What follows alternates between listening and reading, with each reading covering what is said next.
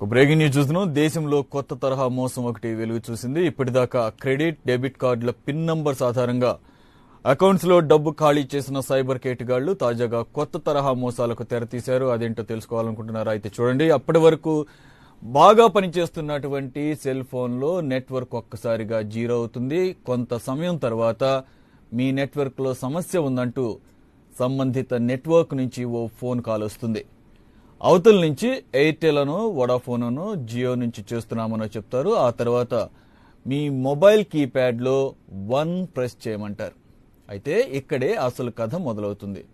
1 నొక్కగానే మీ ఫోన్లో మరోసారి network zero అవుతుంది. అంతే, మీ ఫోన్ హ్యాక్ గురవుతుందన్నమాట. దీని పేరు స్విమ్ స్వాప్ ఫ్రాడ్.